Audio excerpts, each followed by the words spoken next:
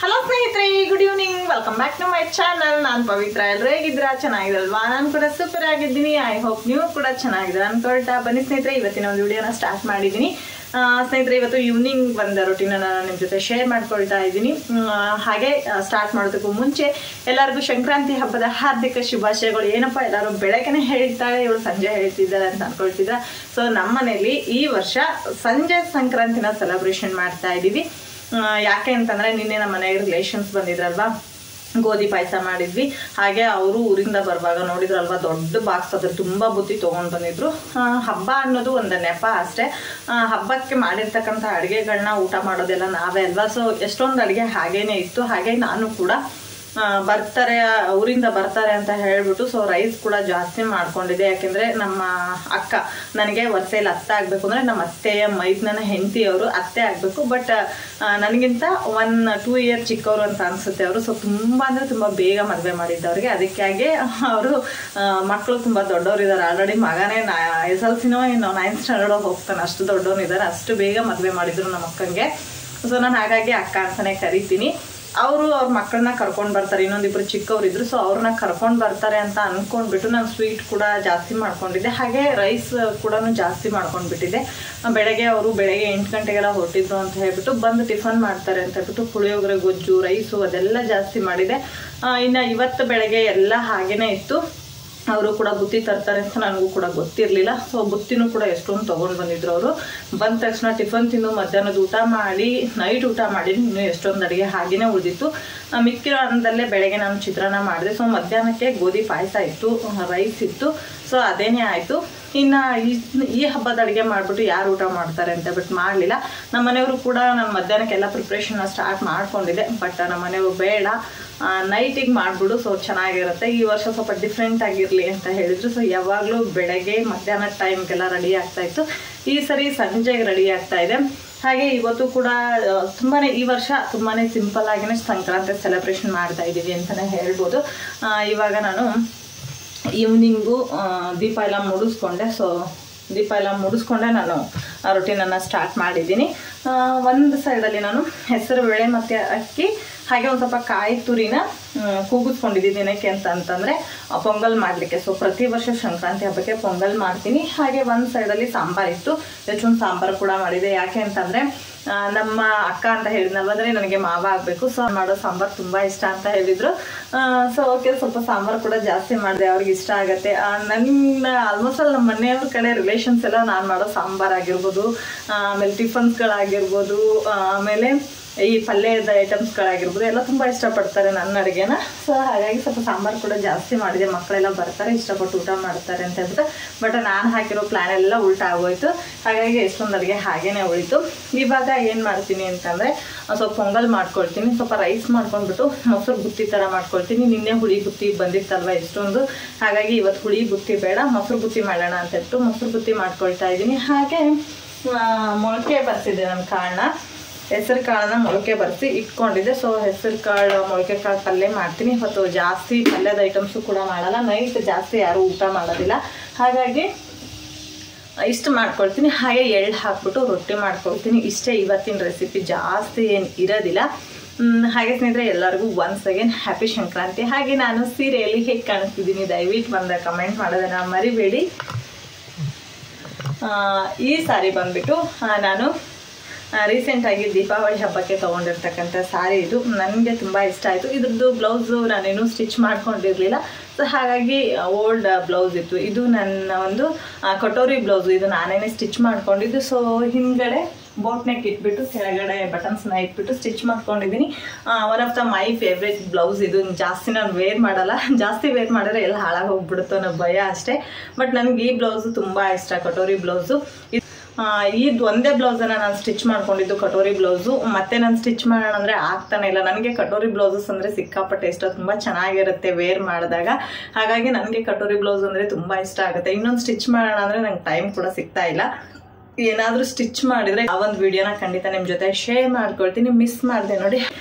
ಬೆಳಗ್ಗೆನೆ ನಾವು ಎಳ್ಳು, ಶೇಂಗಾ, ಬೆಲ್ಲ ಇದನ್ನೆಲ್ಲ ನಾವು ಬೆಳಗ್ಗೆನ ಹಂಚಿದ್ವಿ. ಮಕ್ಕಳಿಗೆಲ್ಲ ನಾನು ಬೆಳಗ್ಗೆನ ತಲೆಸ್ನಾನ ಮಾಡಿಸಿದ್ದೆ. ಅವರೇ ಹೋಗ್ಬಿಟ್ಟು ಮನೆಗೆಲ್ಲ ಎಳ್ಳು ಇದನ್ನೆಲ್ಲ ಕೊಟ್ಬಿಟ್ಟು ಬಂದರು.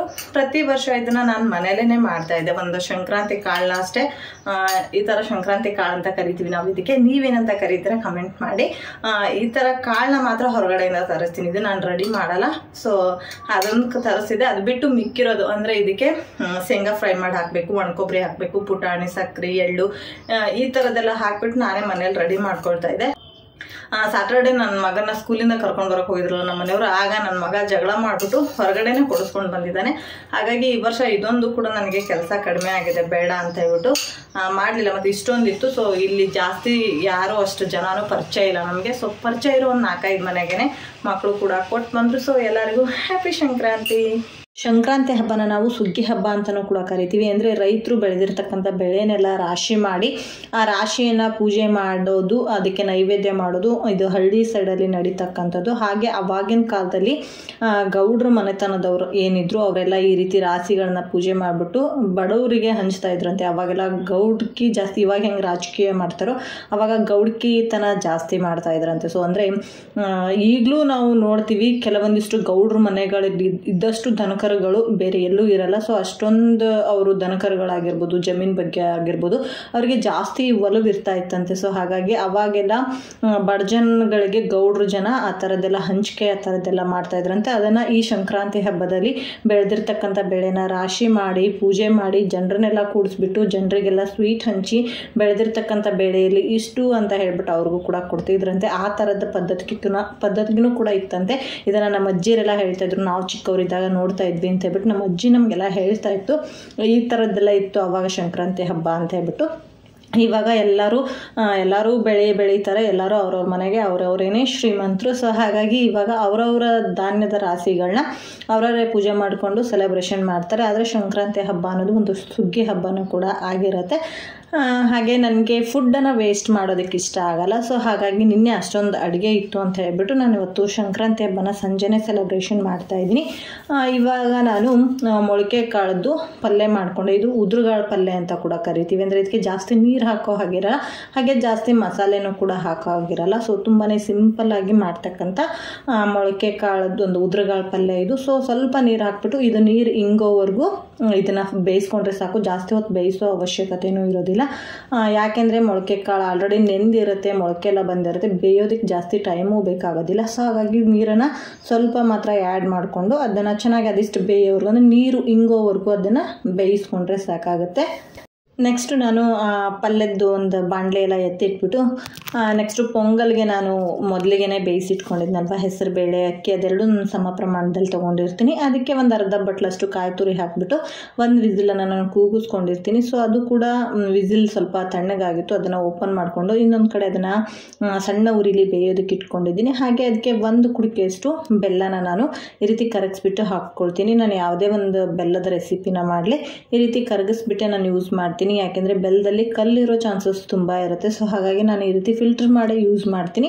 ಇವಾಗ ಅದಕ್ಕೆ ಬೆಲ್ಲ ಎಷ್ಟು ಬೇಕೋ ನೋಡಿಕೊಂಡು ಅದನ್ನು ಫಿಲ್ಟರ್ ಮಾಡಿಬಿಟ್ಟು ನಾನು ಹಾಕ್ಕೊಂಡೆ. ನೆಕ್ಸ್ಟು ಈ ಒಂದು ಪೊಂಗಲ್ಗೆ ದ್ರಾಕ್ಷಿ ಗೋಡಂಬಿದು ಒಂದು ಸಿಂಪಲ್ ಆಗಿರ್ತಕ್ಕಂಥ ಒಗ್ಗರಣೆ ಕೂಡ ಕೊಟ್ಕೊಂಡೆ. ಸೊ ಇವಾಗ 2 ರೆಸಿಪಿ ಆಯಿತು, ಪಲ್ಯ ಆಯಿತು, ಸ್ವೀಟ್ ಆಯಿತು. ನೆಕ್ಸ್ಟು ಎಳ್ಳು ಹಾಕಿಬಿಟ್ಟು ರೊಟ್ಟಿ ಮಾಡೋಣ ಅಂತ ಹೇಳ್ಬಿಟ್ಟು ರೊಟ್ಟಿ ಮಾಡ್ತಾಯಿದ್ದೆ. ನನ್ನ ಮಗಳು ಬಂದುಬಿಟ್ಟು ಅಮ್ಮ ನಾನು ಮಾಡ್ತೀನಿ ರೊಟ್ಟಿ ಅಂತ ಹೇಳ್ತಾ ಇದ್ಲು. ಬಟ್ ಚಪಾತಿ ಆದರೆ ಈಚತ್ತೆ ನಾವು ಹೇಗೆ ಉದ್ದಿದ್ರು ಅದಷ್ಟು ಬೇಗ ಹರಿಯೋದಿಲ್ಲ. ರೊಟ್ಟಿ ಹಿಟ್ಟು ಆ ಥರ ಆಗಲ್ಲ. ನಾವು ಸ್ವಲ್ಪ ಫ್ರೆಶ್ ಮಾಡಿನೂ ನಾವು ಉದ್ದಿದ್ವಿ ಅಂದರೆ ರೊಟ್ಟಿ ಎಲ್ಲ ಹರಿದೋಗೋ ಚಾನ್ಸಸ್ ಇರುತ್ತೆ. ಸೊ ಹಾಗಾಗಿ ನಾನೇ ಅವಳಿಗೆ ಹಿಡಿದ್ಬಿಟ್ಟು ಉದ್ದಿಸ್ತಾ ಇದ್ದೆ. ಸೊ ಒಂದು ಅಂಗೈ ಆಗಲಷ್ಟ ಉದ್ದಿದ್ಲು. ಸೊ ಅಷ್ಟು ಸರಿ ಆಗಲ್ಲ. ಹಾಗೆ ನಾನು ಇವತ್ತು ಎಳ್ಳು ಹಾಕಿಬಿಟ್ಟು ಮಾಡಿರೋದು ರೊಟ್ಟಿ. ಎಳ್ಳು ಬಿಳಿ ಎಳ್ಳು ಆಗಿರೋದ್ರಿಂದ ನಿಮಗೆ ಅಷ್ಟು ಕ್ಲಿಯರಾಗಿ ಕಾಣ್ತಾ ಇಲ್ಲ ಅಂತ ಅಂದ್ಕೊಳ್ತೀನಿ. ನೆಕ್ಸ್ಟ್ ಸ್ನೇಹಿತರೆ, ಮೊಸರು ಬುತ್ತಿ ಅಂತ ಕರಿತೀವಿ ನಾವು, ಮಸಾಲ ಮೊಸರು ಬುತ್ತಿ ಅಂತಲೂ ಕೂಡ ಕರೀತಾರೆ. ಸೊ ಅದನ್ನು ಮಾಡೋದು ತುಂಬಾ ಸಿಂಪಲ್ ಆಗಿರುತ್ತೆ. ನಾನಿಲ್ಲಿ 1 ಸ್ಪೂನಷ್ಟು ಎಣ್ಣೆ ಹಾಕ್ಕೊಂಡಿದ್ದೀನಿ. ಎಣ್ಣೆ ಚೆನ್ನಾಗಿ ಕಾದ ನಂತರ ಇದಕ್ಕೆ ಕಡಲೆಬೇಳೆ ಹಾಕ್ಕೊಂಡೆ. ಕಡಲೆಬೇಳೆ ಸ್ವಲ್ಪ ಫ್ರೈ ಆಗಬೇಕು. ಕಡಲೆಬೇಳೆ ಫ್ರೈ ಆದಮೇಲೆ ಚಿಕ್ಕದಾಗಿ ಹೆಚ್ಚಿಟ್ಕೊಂಡಿರ್ತಕ್ಕಂಥ ಕರಿಬೇವು, ಹಾಗೆ ಸ್ವಲ್ಪ ಹಸಿಮೆಣಸಿನ್ಕಾಯಿ ಕೂಡ ಹಾಕ್ಕೊಳ್ತೀನಿ. ಸೊ ಇಷ್ಟು ಹಾಕ್ಕೊಂಡ್ಬಿಟ್ಟು ಇದನ್ನ ಚೆನ್ನಾಗಿ ಫ್ರೈ ಮಾಡ್ಕೊಳ್ಬೇಕು. ಇದಕ್ಕೆ ಸಾಸಿವೆ ಕೂಡ ಹಾಕಿದ್ದೀನಿ ಸ್ನೇಹಿತರೆ, ಅದು ಸ್ಕಿಟ್ ಹೋಗಿದೆ, ಸಾರಿ. ಸೊ ಇಷ್ಟು ಹಾಕ್ಬಿಟ್ಟು ಅನ್ನನ ಮುಂಚೆನೇ ನಾನು ತೆಗೆದಿಟ್ಟಿದ್ದೆ, ಅಂದರೆ ಸ್ವಲ್ಪ ತಣ್ಣಗಾಗಬೇಕು, ತುಂಬ ಬಿಸಿ ಇರುವಾಗಲೇ ಕಲಸೋದಕ್ಕೆ ಆಗೋದಿಲ್ಲ. ನೆಕ್ಸ್ಟು ಸ್ವಲ್ಪ ಕೊತ್ತಂಬರಿ ಸೊಪ್ಪು ಹಾಕ್ಕೊಂಡು, ಮೊಸರು ನಮಗೆ ಎಷ್ಟು ಬೇಕೋ ನೋಡ್ಕೊಂಡು ಹಾಕ್ಕೊಳ್ಬೇಕು. ಒಂದು ಸ್ವಲ್ಪ ಜಾಸ್ತಿ ಮೊಸರು ಅನ್ನೋ ಥರನೇ ಹಾಕ್ಕೊಳ್ಬೇಕು, ಯಾಕೆಂದರೆ ಅನ್ನದ ರೈಸ್ ಐಟಮ್ ಏನಿದೆ ಸೊ ಅದು ಮೊಸರನ್ನ ಡ್ರೈ ಮಾಡ್ತಾ ಹೋಗುತ್ತೆ. ಸ್ವಲ್ಪ ಹೊತ್ತು ಬಿಟ್ಟು ಹಾಗೆಲ್ಲ ಮೊಸರು ಡ್ರೈ ಆಗುತ್ತೆ, ಆಮೇಲೆ ಊಟ ಮಾಡುವಾಗ ಅದು ಕುತ್ತಿಗೆಗೆ ಸಿಕ್ಕೊಂಡು ಥರ ಇರುತ್ತೆ. ಸೊ ಹಾಗಾಗಿ ಮೊಸರು ಸ್ವಲ್ಪ ಜಾಸ್ತಿ ಅನ್ನೋ ರೀತಿ ಹಾಕಿಬಿಟ್ಟೆ ನಾವು ಗುಂಡು ಕಟ್ಟಿಟ್ರೆ ಸೊ ಅದು ನಾವು ಊಟ ಮಾಡ್ತೀವಿ ಅನ್ನೋ ಮೂಮೆಂಟಿಗೆಲ್ಲ ಸೆಟ್ ಆಗಿಬಿಡುತ್ತೆ. ನಾನಿವತ್ತು ಸ್ವಲ್ಪ ಜನ ಅಲ್ವಾ, ಸೊ 4 ಗುಂಡುಗಳನ್ನ ಕೂಡ ರೆಡಿ ಮಾಡಿ ಇಟ್ಕೊಳ್ತೀನಿ. ಇದಂತೂ ಸಖತ್ ಟೇಸ್ಟಿ ಆಗಿರುತ್ತೆ. ಸೊ ಇದಕ್ಕೆ ಉಪ್ಪು ಕೂಡ ಆ್ಯಡ್ ಮಾಡ್ಕೋಬೇಕು ರುಚಿಗೆ ತಕ್ಕಷ್ಟು, ಅದನ್ನು ಕೂಡ ಸ್ಕಿಟ್ಟಾಗಿ ಹೋಗಿದೆ. ಸೊ ನಾನು ವಿಡಿಯೋನ ಅಲ್ಲಿ ಲೆಂತ್ ಆಗುತ್ತೆ ಅಂತ ಹೇಳ್ಬಿಟ್ಟು ಸ್ಟಾಪ್ ಮಾಡಿ ಮಾಡ್ತಾ ಇದ್ದೆ. ಸೊ ಹಾಗಾಗಿ ಅದು ಸ್ಕಿಟ್ ಆಗಿದ್ದಕ್ಕೆ ಸಾಸಿವೆ ಮತ್ತು ಉಪ್ಪನ್ನು ಕೂಡ ನಾನು ಆ್ಯಡ್ ಮಾಡ್ಕೊಂಡಿದ್ದೆ. ಸೊ ಇವತ್ತು ತುಂಬಾ ಸಿಂಪಲ್ ಅಂತಲೇ ಹೇಳ್ಬೋದು ಈ ವರ್ಷ. ಸೊ ಪಲ್ಯದ ಐಟಮೇ 2 ರಿಂದ 3 ಥರ ಮಾಡ್ತಾ ಇದ್ದೆ ನಾನು. ಹಾಗೆ ಚಟ್ನಿದ ಐಟಮ್ಸು ಕೂಡ ಅಷ್ಟೇ ಸ್ನೇಹಿತರೆ, 2-3 ಥರ ಮಾಡ್ತಾ ಇದ್ದೆ. ಈ ಸರಿ ನಾನು ಮಾಡೋದಕ್ಕೆ ಹೋಗಲಿಲ್ಲ. ಹಾಗೆ ಸ್ನೇಹಿತರೆ, ಇವಾಗ ಊಟ ಎಲ್ಲ ಮುಗಿಸ್ಕೊಂಡು ಇವತ್ತು 1000ದ ಒಂದು ಗೇಮ್ ಇತ್ತು, ಅಂದರೆ ಕಬಡ್ಡಿ ಪಂದ್ಯ ಇತ್ತು. ಕಬಡ್ಡಿ ಪಂದ್ಯನ ನೋಡಿದ್ವಿ. ನೆಕ್ಸ್ಟು ಬೇರೆ ಒಂದು ಪಂದ್ಯ ಇತ್ತು, ಅದನ್ನು ನಮ್ಮ ಮನೆಯವ್ರು ನೋಡ್ತಾ ಇದ್ರು. ನನ್ನ ಮಗಳದ್ದು 2 ಪೇಜ್ ಹೋಮ್ವರ್ಕ್ ಬ್ಯಾಲೆನ್ಸ್ ಇತ್ತು, ಅದನ್ನು ಮಾಡಿಸ್ತಾ ಇದ್ದೀನಿ. ನನಗೆ ತುಂಬ ಇಷ್ಟ ಬೆಂಗಳೂರು ಬುಲ್ಸ್ ಕಬಡ್ಡಿ ಅಂದರೆ. ನಿಮಗೆ ಯಾವ ಒಂದು ಟೀಮ್ ಇಷ್ಟ ಕಮೆಂಟ್ ಬಾಕ್ಸಲ್ಲಿ ಕಮೆಂಟ್ ಮಾಡೋದನ್ನು ಮರಿಬೇಡಿ. ನಮ್ಮ ಮನೇಲಂತೂ ಸಿಕ್ಕಾಪಟ್ಟೆ ಹುಚ್ಚರಿದ್ದಾರೆ. ಹೋದ ವಾರ ಏನಾಯಿತು ಅಂತಂದರೆ Patna pirates versus Bengaluru Bulls ಇತ್ತು. ಸೊ ಇನ್ನೊಂದು 4.25 ನಿಮಿಷ ಇತ್ತು, ಇನ್ನೇನು ಸೋಲ್ತಾರೆ ಇವರು, ಗೆಲ್ಲೋದಿಲ್ಲ ಅಂತೇಳ್ಬಿಟ್ಟು ನಾನು ಬೇಜಾರು ಮಾಡ್ಕೊಂಡ್ಬಿಟ್ಟು ಹೊರಗಡೆ ಹೋಗಿ ಕೂತ್ಕೊಂಡಿದ್ದೆ. ನನಗೆ ಬೆಂಗಳೂರು ಬುಲ್ಸ್ ಗೆಲ್ಲುತ್ತೆ ಅಂದರೆ ಮಾತ್ರ ತುಂಬ ಇಂಟ್ರೆಸ್ಟಿಂದ ನೋಡ್ತೀನಿ. ಅದೇನಾದರೂ ಸೋಲುತ್ತೆ ಅಂದರೆ ಸಿಕ್ಕಾಪಟ್ಟೆ ಬೇಜಾರಾಗುತ್ತೆ. ಸಮ್ಟೈಮ್ ಅಂತೂ ಅಳುನೇ ಬಂದುಬಿಡುತ್ತೆ, ಅಷ್ಟೊಂದು ನನಗೆ ಬೇಜಾರಾಗ್ಬಿಡುತ್ತೆ. ಹಾಗೆ ಅಂದ್ಕೊಂಡು ಹೋದ ವಾರ ಹೊರಗಡೆ ಹೋಗಿ ಕೂತ್ಕೊಂಡಿದ್ದೆ. ಇನ್ನೊಂದು 4.25 ನಿಮಿಷ ಇತ್ತು, 12 ಪಾಯಿಂಟಲ್ಲೋ ಏನೋ ಹಿಂದೆ ಇದ್ದರು. 4.25 ನಿಮಿಷ ಆದಮೇಲೆ ನನ್ನ ಮಗ ಫುಲ್ ಕೇಕೆ ಹೊಡ್ಕೊಂಡು ಬಂದ, ಅಮ್ಮ ಬೆಂಗಳೂರು ಬುಲ್ಸ್ ವಿನ್ ಆಯಿತು ಅಂತ ಹೇಳ್ಬಿಟ್ಟು. ಸುಳ್ಳು ಹೇಳ್ಬೇಡ ಅಂದೆ. ಇಲ್ಲ ಕಣಮ್ಮ, ಸೂಪರ್ ಟ್ಯಾಕಲ್ ಮಾಡಿ ವಿನ್ ಆದರು ಅಂತ ಹೇಳ್ಬಿಟ್ಟು. ಆದರೆ ನನಗೆ ಆ ಒಂದು ಪಂದ್ಯನ ಮಿಸ್ ಮಾಡ್ಕೊಂಡಲ್ವಾ ಅಂತ ಹೇಳ್ಬಿಟ್ಟು ಈಗೂ ಅನ್ನಿಸ್ತಾನೆ ಇರುತ್ತೆ. ನೋಡಬೇಕಿತ್ತು, ತುಂಬ ಚೆನ್ನಾಗಿರುತ್ತೆ ಈ ಥರದ್ದೆಲ್ಲ ನೋಡೋದಕ್ಕೆ. ಆಲ್ಮೋಸ್ಟ್ ಆಲು ಈ ಥರದ್ದು ಟೆನ್ಷನ್ಸ್ಗಳನ್ನ ಜಾಸ್ತಿ ಕೊಟ್ಬಿಟ್ಟು ಬೆಂಗಳೂರು ಬುಲ್ಸ್ ವಿನ್ ಆಗುತ್ತೆ. ನನಗೆ ಇವತ್ತು ಕೂಡ ಬೆಂಗಳೂರು ಬುಲ್ಸ್ ವಿನ್ ಆಗುತ್ತೆ ಅಂತ ಅಂದ್ಕೊಂಡಿದ್ದೆ, ಬಟ್ ವಿನ್ ಆಗಲಿಲ್ಲ. ತುಂಬಾ ಬೇಜಾರಾಯಿತು. ಇವತ್ತು ಸಂಕ್ರಾಂತಿ ಹಬ್ಬ ಬೇರೆ, 1000ದ ಆಟ ಬೇರೆ. ಇವತ್ತು ವಿನ್ ಆಗಿದ್ರೆ ಸಿಕ್ಕಾಪಟ್ಟೆ ಖುಷಿ ಆಗ್ತಾಯಿತ್ತು. ಏನೂ ಮಾಡೋಕ್ಕಾಗಲ್ಲ, ಆಟ ಅಂದಮೇಲೆ ಸೋಲು ಗೆಲುವು ಇದ್ದಿದೆ. So it's okay. ನಿಮಗೆ ಯಾವ ಗೇಮ್ ಇಷ್ಟ ಕಮೆಂಟ್ ಮಾಡೋದನ್ನು ಮರಿಬೇಡಿ. ನೆಕ್ಸ್ಟ್ ವ್ಲಾಗಲ್ಲಿ ಸಿಗೋಣ. Thank you for the watching. Love you all.